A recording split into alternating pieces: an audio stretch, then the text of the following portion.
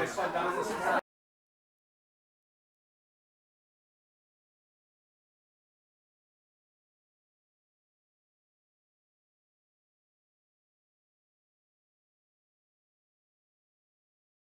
Legacy now is a part of multiple high schools, continues to live on and touch the hearts and the lives and have wonderful reunions with in heaven. I just think that's just so incredible.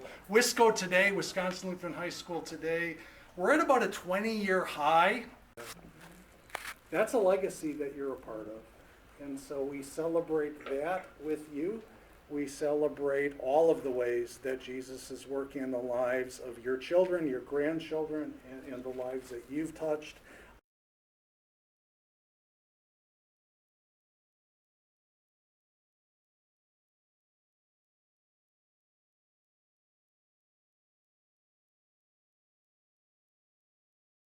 And that's not why I have the car. Actually, someone donated the car to the high school last year, and we just don't have the heart to sell it. And so we're bringing it to reunions and things like this, and hopefully it brought back some memories for you. But I just think about that era of the 50s and the time that you grew up. Like, it was just coming out of World War II, which some of you probably do remember and everything. And to go from a Depression era to World War II to your generation, which truly built something incredible. But you also got to grow up in a time where music was just starting to take its own form, and the car styles were like, it was a great time in America for you guys to grow up. And so I'm a little bit jealous, although the next best time to grow up was the 80s, if I remember correctly. But this generation of group, it's a group that doesn't want to have kids. It's a generation that is just in a lot of ways rudderless, a lot of anxiety, a lot of counseling and things like that. I work with one who isn't that way, but she said, your generation X, your generation had all the same problems but refused to go to therapy. And I'm like, oh that's like, well, yeah. But within that context, and watching also, the Lutheran Church as it grew through the 50s and 60s into some credible numbers, and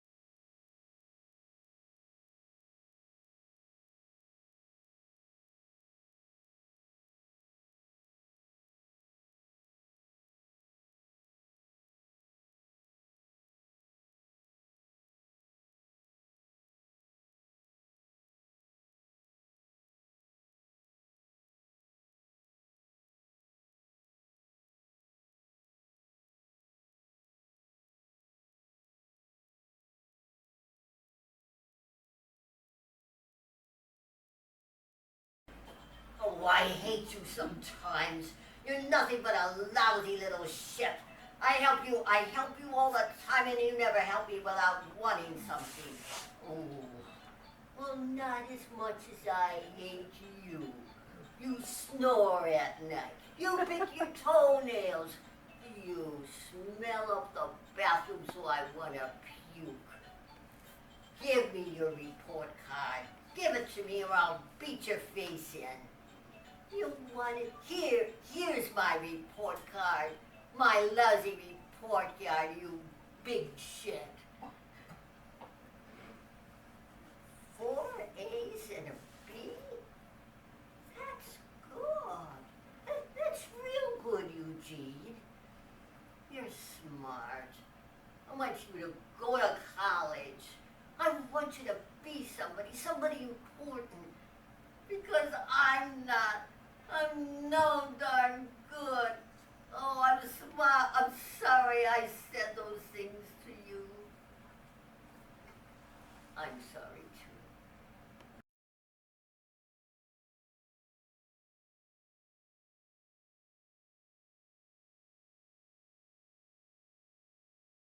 There was a Lutheran high school up in the small town of Wittenberg, Wisconsin. Did you ever hear of Wittenberg?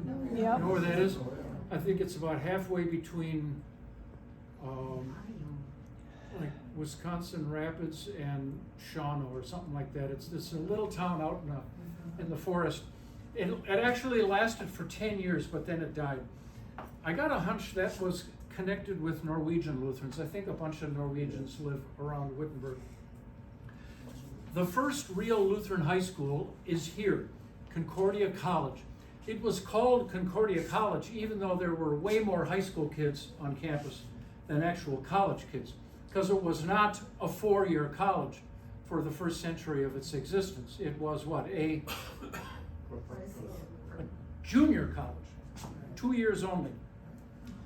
Missouri Synod Lutherans, clapped and cheered for and supported by plenty of Welsies also.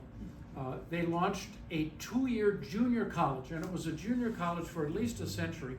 It wasn't until their merger with Spencerian in the 60s that I think Concordia went to being the 4-year place that it is today.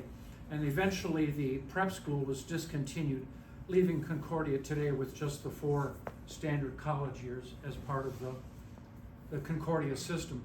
But back in 1881, there were 4 years of Lutheran high school education, but heavily geared towards prep for ministry.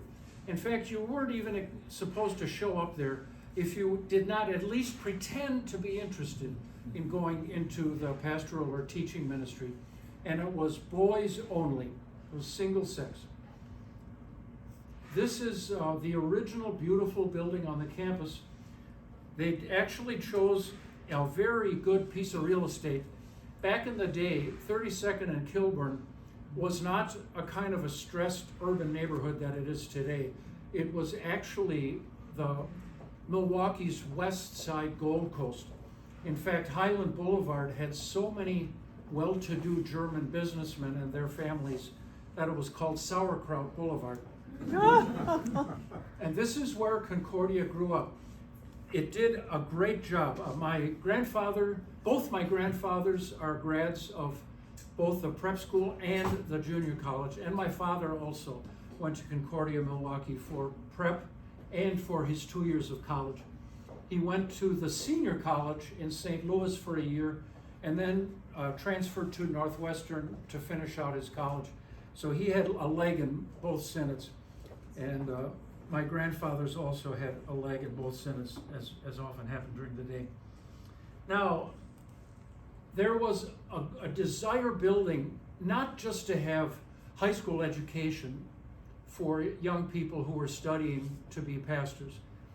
There was a great concern for the boys who would be headed into business or into the trades.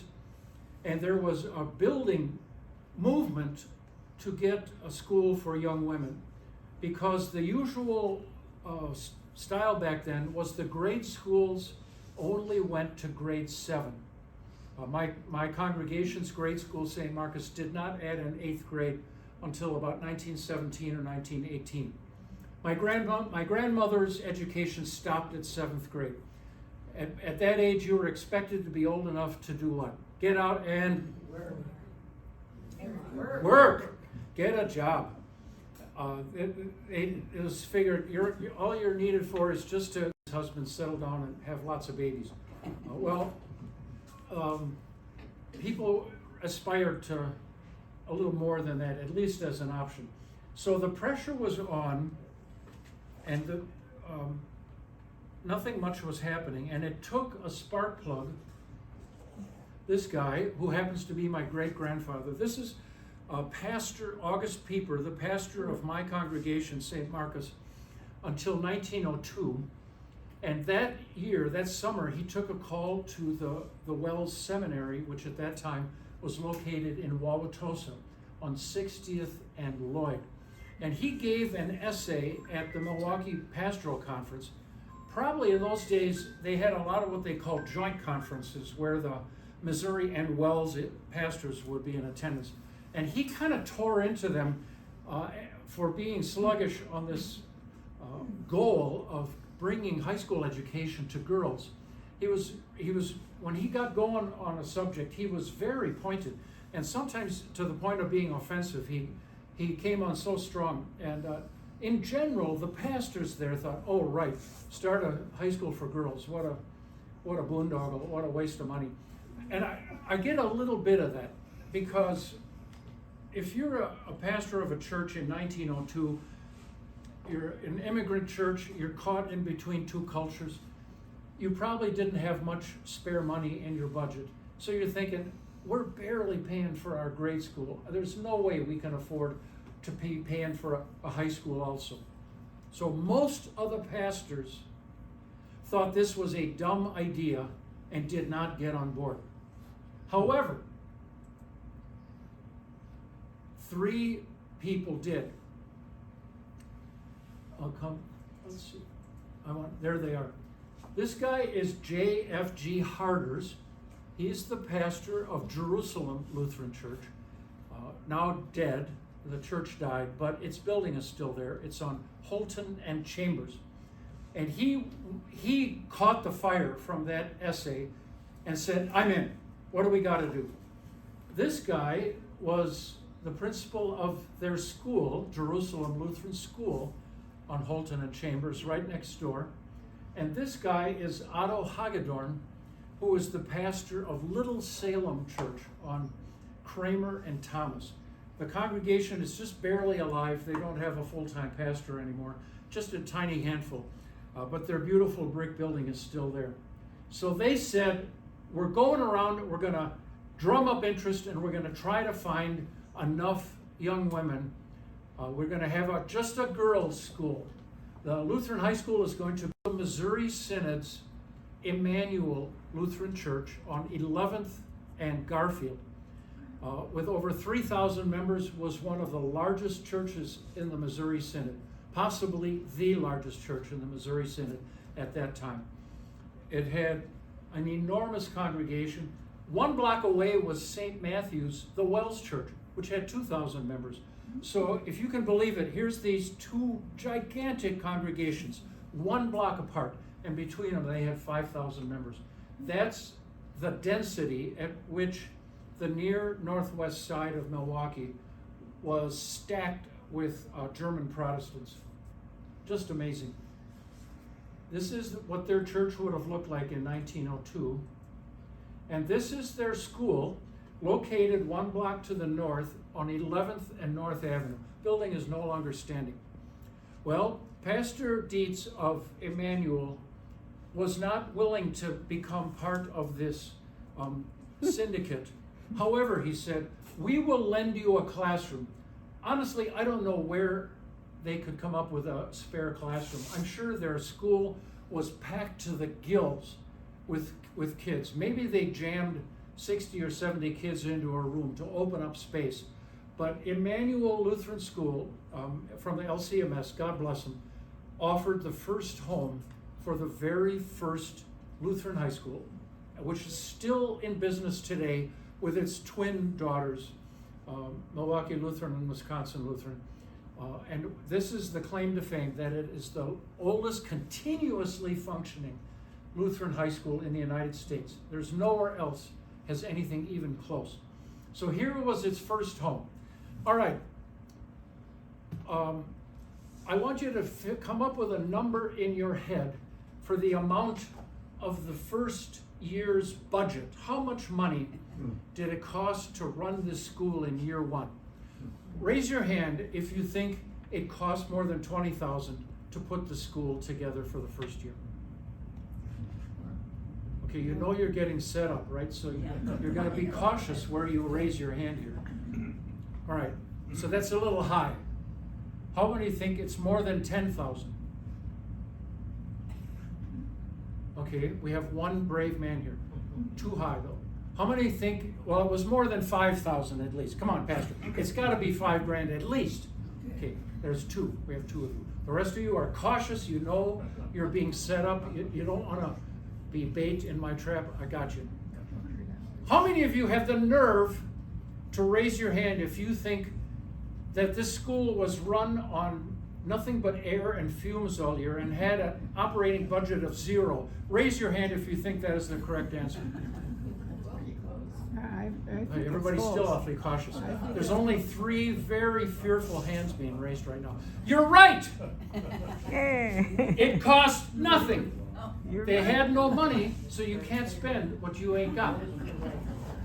Jumped in. He wasn't part of the original, like, the circuit rides that were made by these 3 guys throughout the city.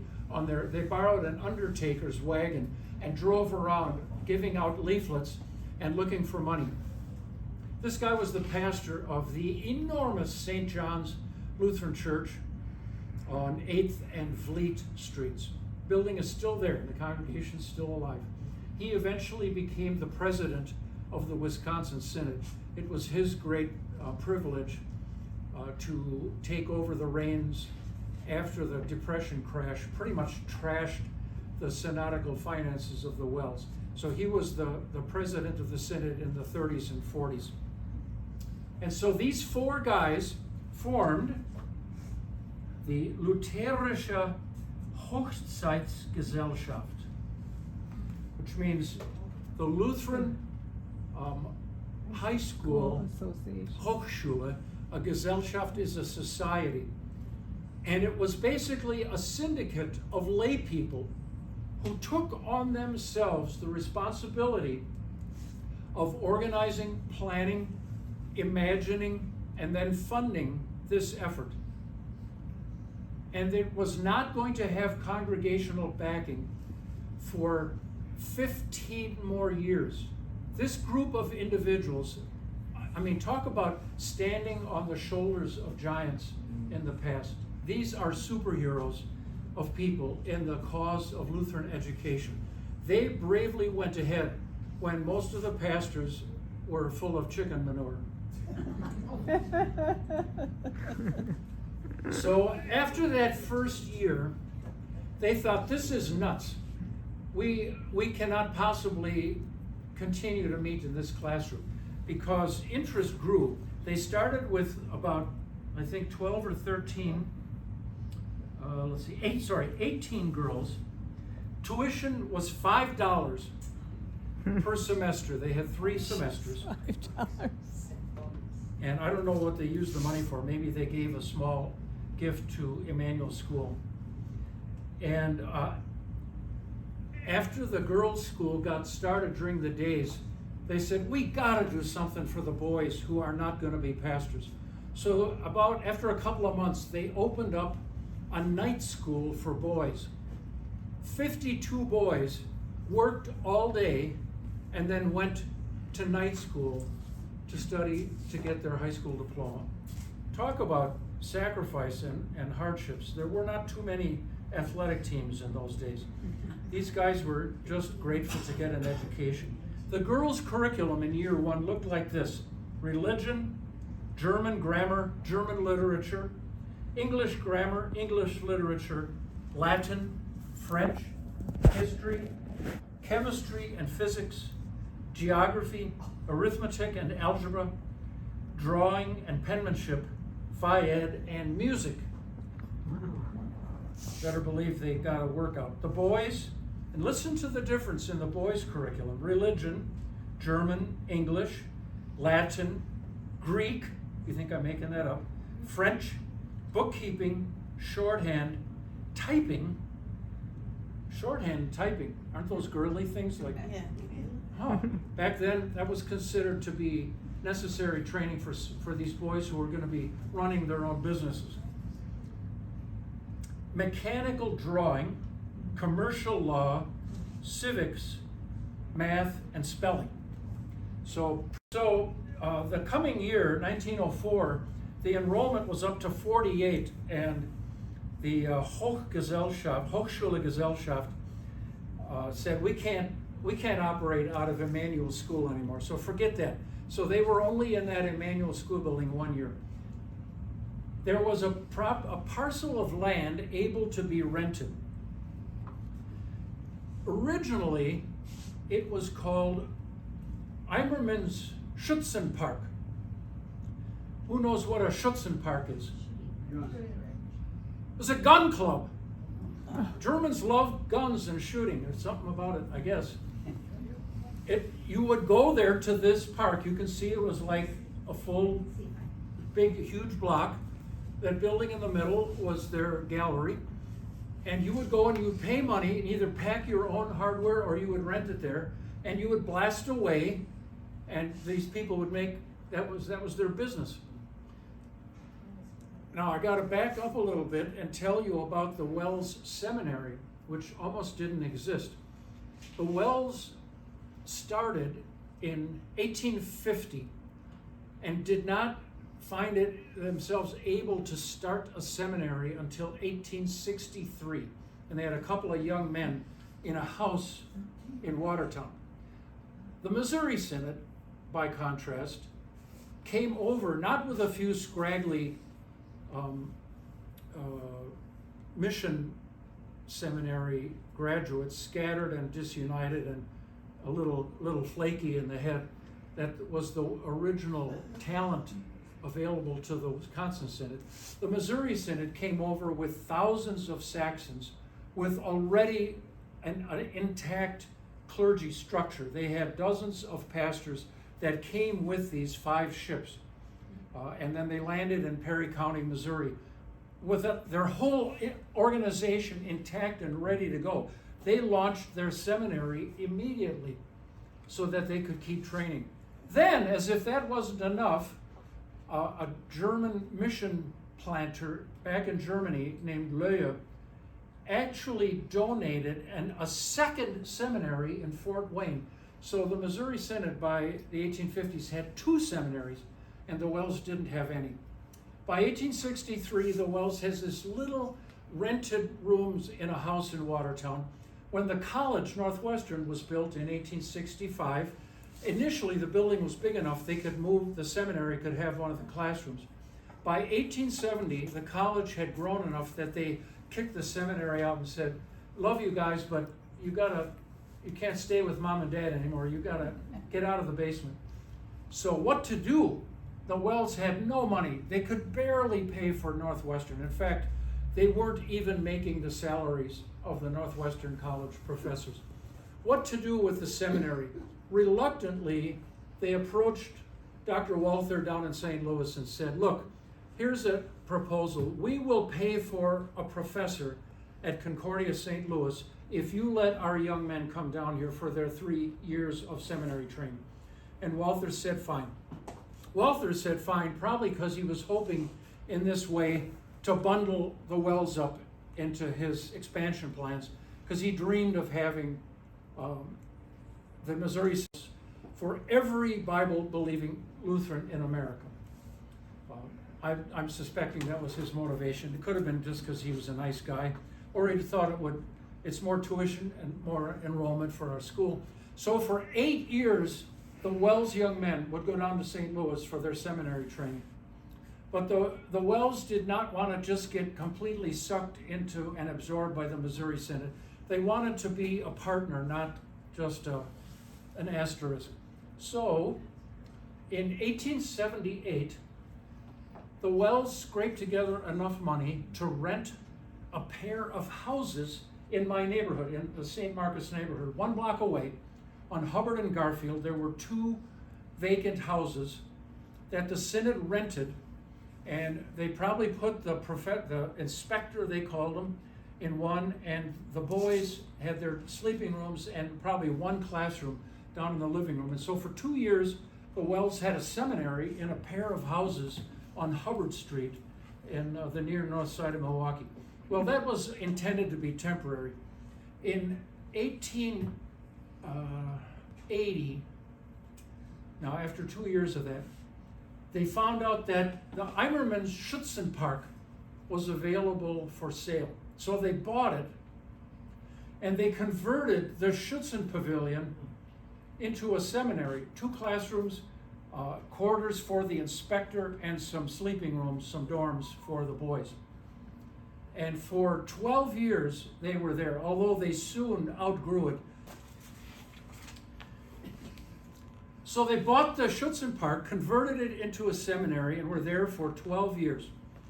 In 1892, they said, this is not going to work. They completely had overgrown the Schützen Pavilion. And so they bought a parcel of land from Frederick Pabst, because the Pabst farms were growing their own hops in Wauwatosa, and that was basically just farm country. There was nothing there.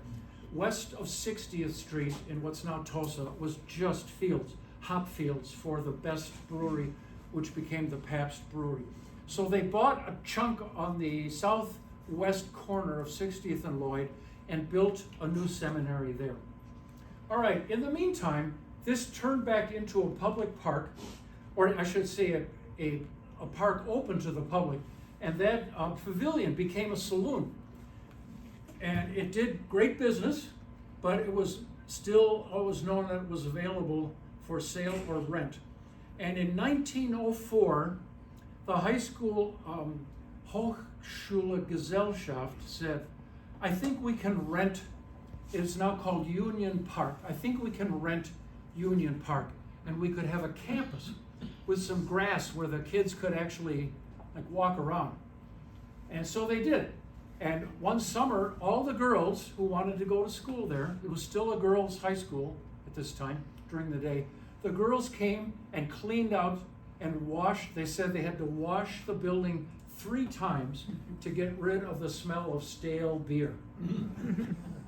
The inspector, their new head of the school, Pastor Meyer, moved in with his family. He had chickens, so on a warm day when they had the windows and the doors open for a breeze, the chickens would walk in. It was a very relaxed atmosphere, I guess. And that then became the place where the school stayed. The school continued to grow.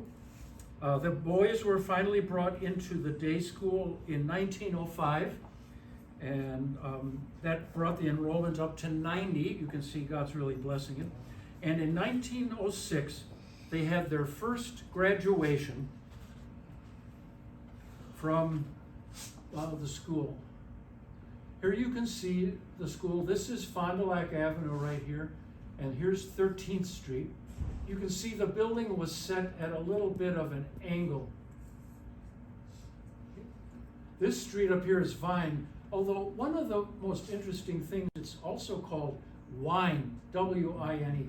I've never heard of that before, that a street had 2 completely different names, but that rhymed with each other. German pronunciation, huh?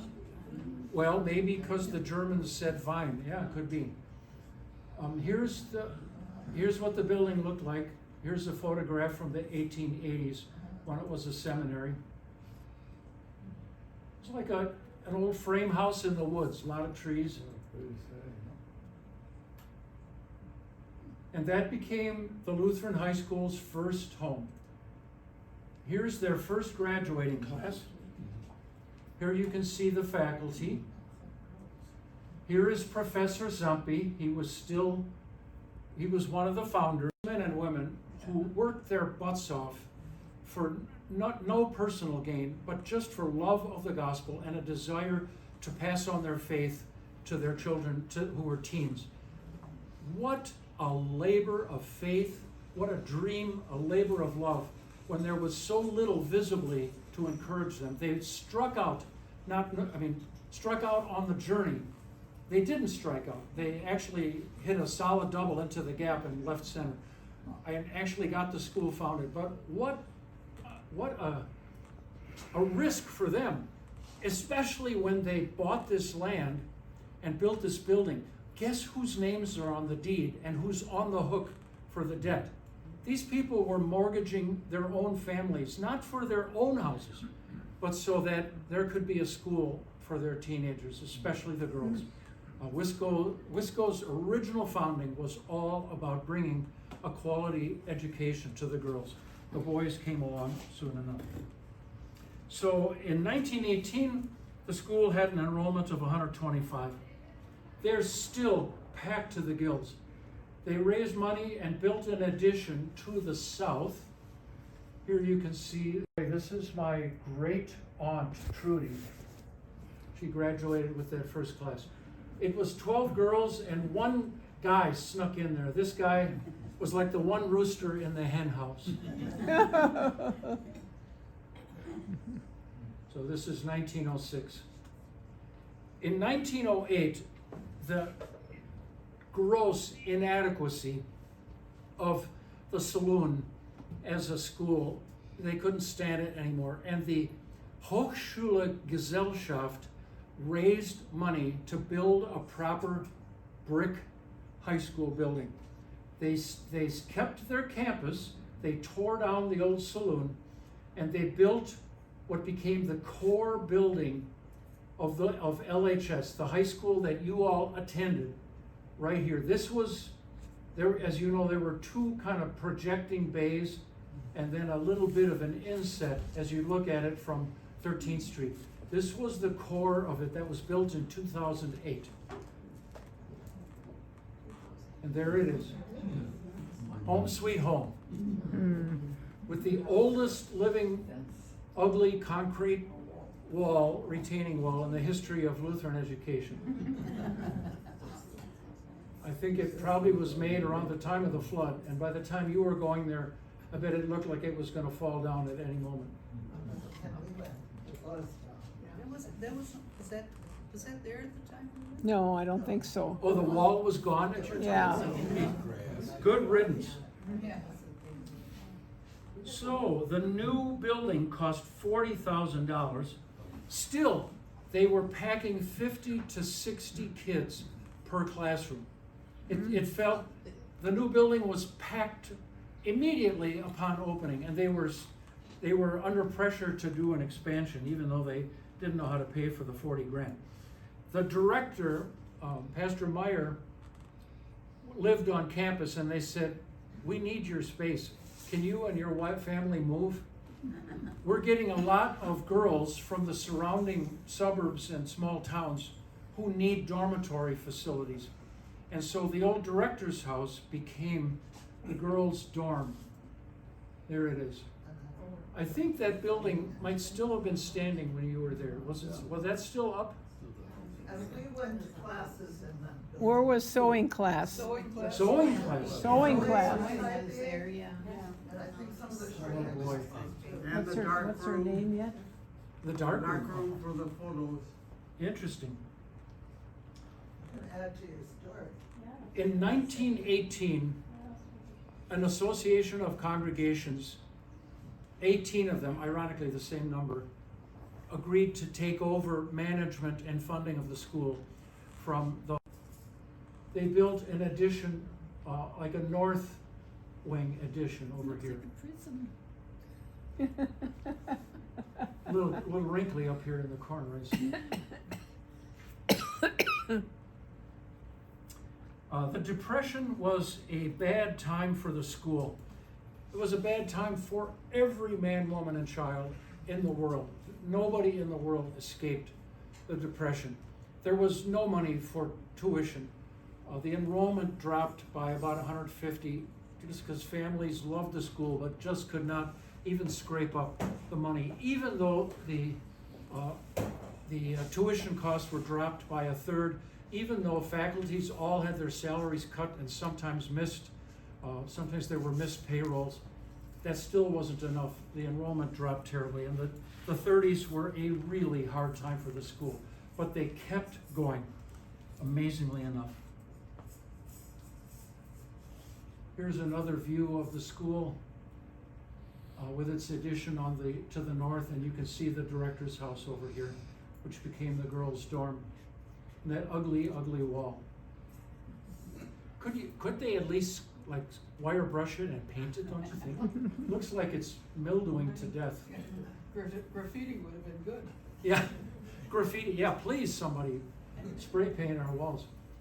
Here's some girls in the 40s, they called it their alma mater. They looked happy to be there. My mother sends her greetings, by the way, class of 45. She will turn 97 next week.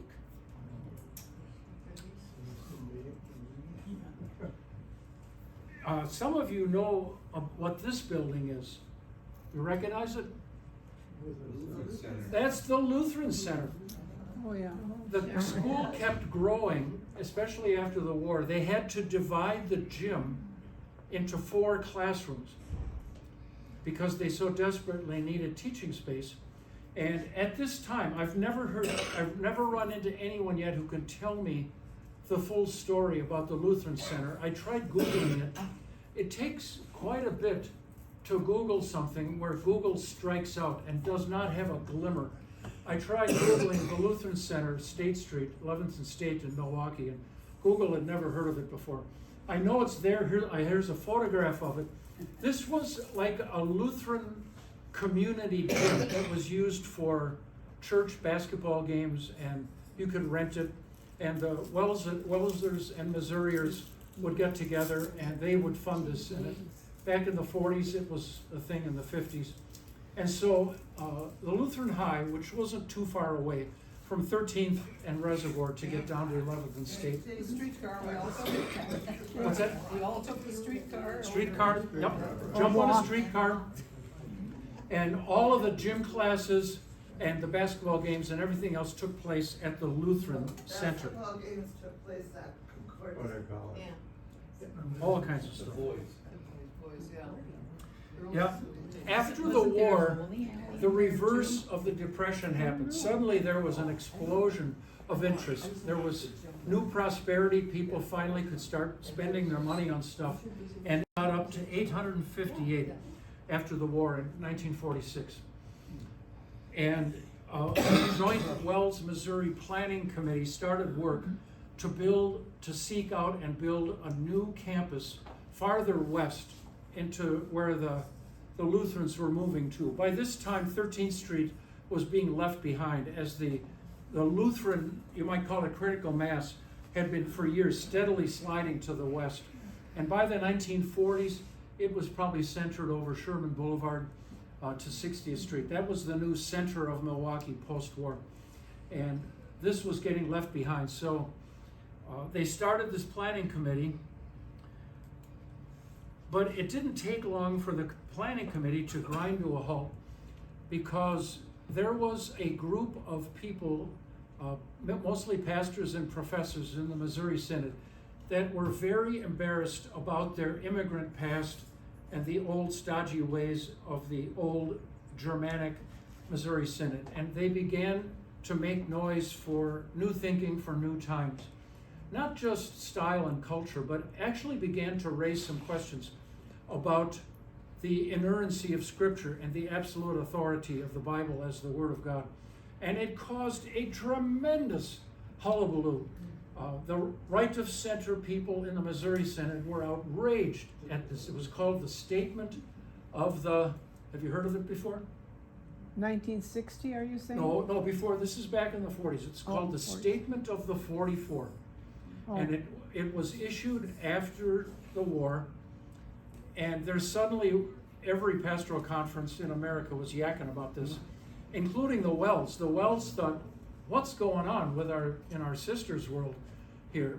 And the Wells began to criticize that heavily, like, knock it off, you guys. Stop doing that stuff. But by 1950, the entire Lutheran Church Missouri Synod had formed a temporary union with the ALC, with the American Lutherans, issued a common doctrinal statement called the Common Confession, which they then allowed each church body to explain any way they wanted. So you had one set of words with 2 sets of explanations. The ALC, just to cut to the chase, never believed in or said they believed in the inerrancy and inspiration of Scripture. They always wanted to give people some wiggle room if they wanted to opt out of something in the Bible they thought was unacceptable to them. And the Wells was going crazy by then, so the 1950s were a time of mad begging, stop, stop, stop, stop, stop. And a lot of the conservatives in the Missouri Synod were also saying stop, stop, stop. But the momentum was hurtling forward at such speed that by 1969, the LCMS declared fellowship with the ALC.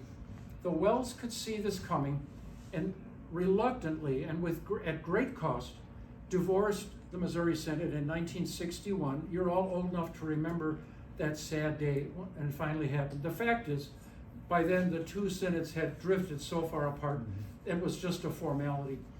But back in the early 50s, the governing body of the Lutheran high school realized, look, we're growing explosively. Milwaukee is growing. Milwaukee by then had not yet nearly reached its peak, which was going to hit by 1960. The smart thing to do is just split apart, and we can serve way more kids by having two schools governed each by the congregations of the synod.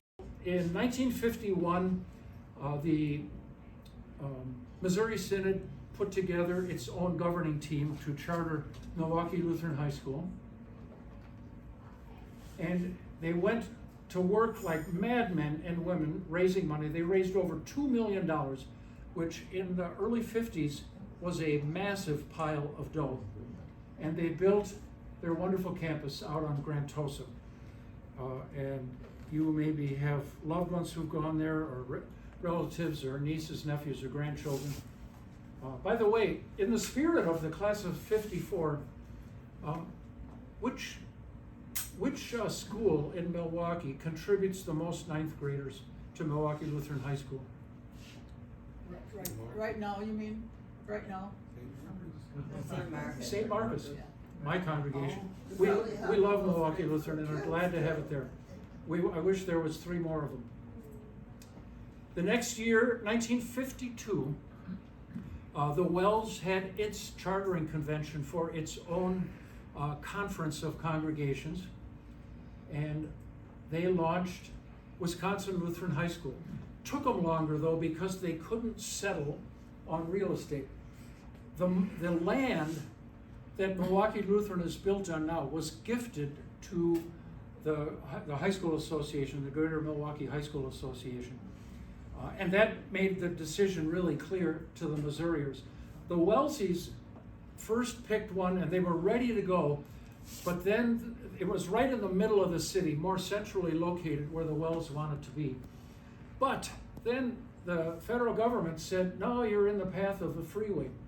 You better not build your school there, it's going to be torn down. And like 3 years of planning went down the toilet. So they reloaded, and by about 57 had bought the land on Glenview, basically 84th and Blue Mound, and broke ground in 1958, and then the first school year that they could have kids in the building was 1959. So the Wells used the old building on 13th and Vine for about another 4 years after the Missouriers moved out to Grantosa.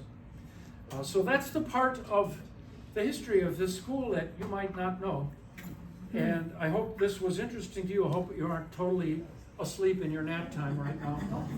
But I want to leave you with just a couple of thoughts. Number one, to give a shout out to a bunch of saints in heaven right now who work their butts off at great sacrifice as individuals, as families, as networks, and then through their congregations to plant and support these schools in some very trying times. The school ran on fumes for many years, and a lot of people sacrificed a lot so that the Word of God could be transmitted and have lodged so fully into your hearts. I also hope to keep alive this wonderful spirit of love, affection, and respect between our synods. And I don't think I'm going to live long enough. I'm running out of time. I don't know that the synods ever formally in my lifetime are going to re-establish fellowship on an official basis. But that doesn't mean we can't use each other's schools and enjoy each other's social services and go to each other's stuff and be kind to each other. and cut each other some slack. And I clap and cheer and hope for the best for Milwaukee Lutheran. However, I feel that I need to point out who are the state basketball champions. Thank you very much, ladies and gentlemen. Thank you.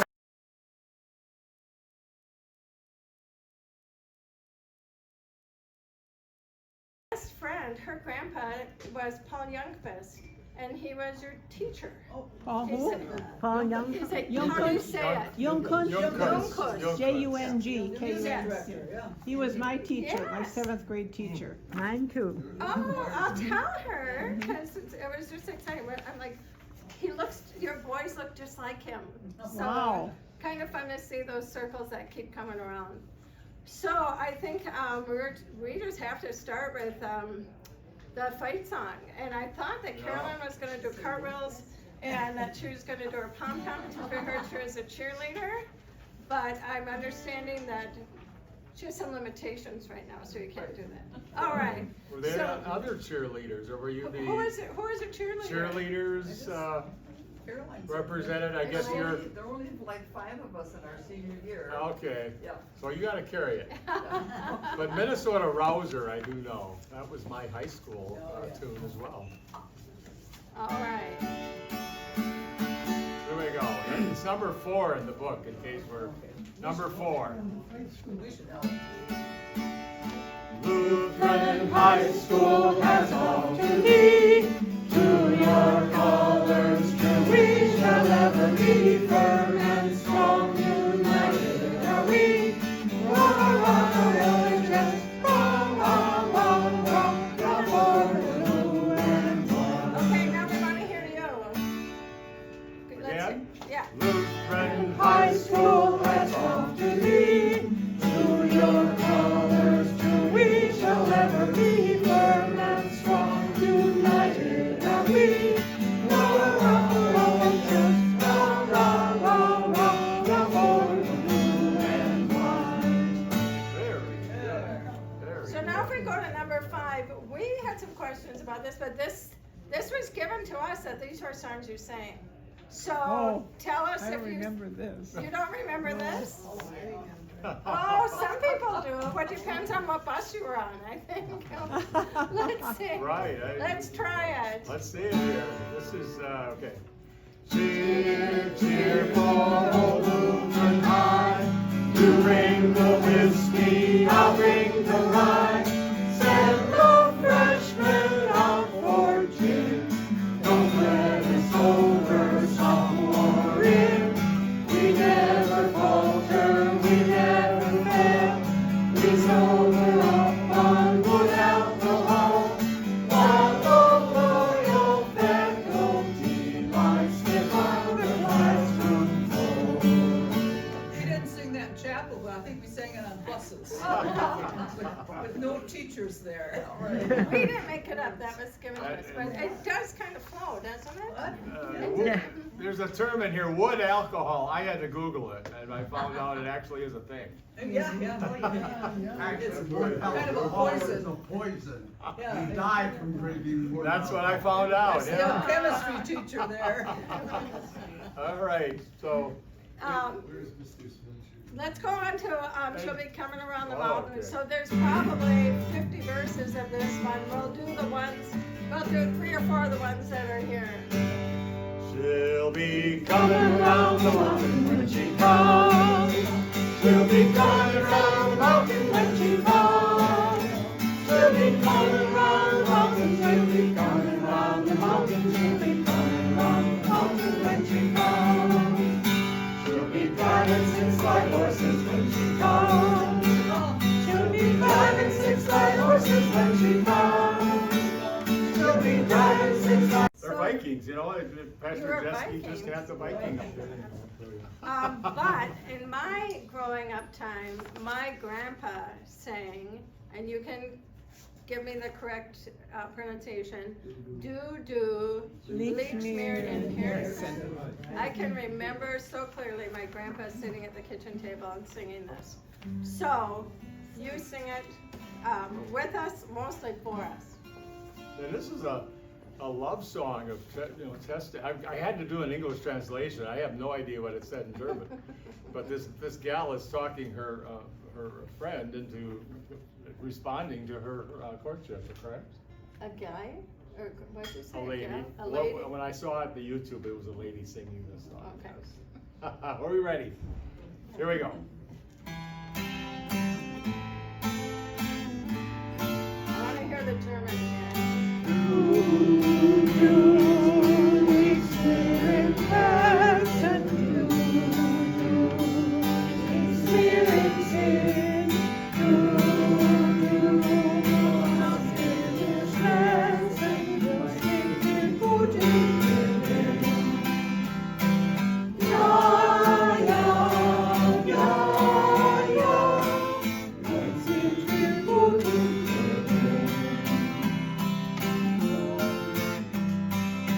We'll do it again.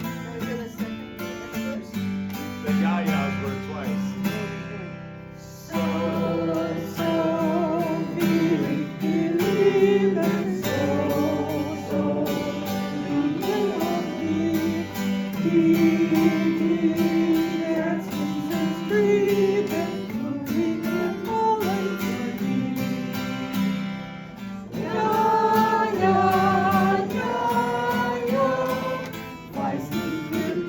And again. Yaya.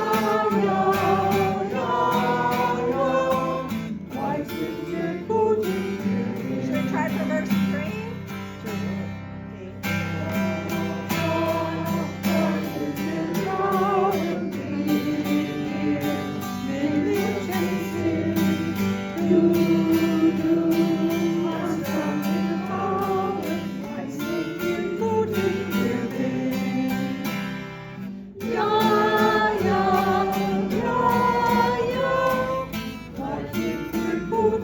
And again.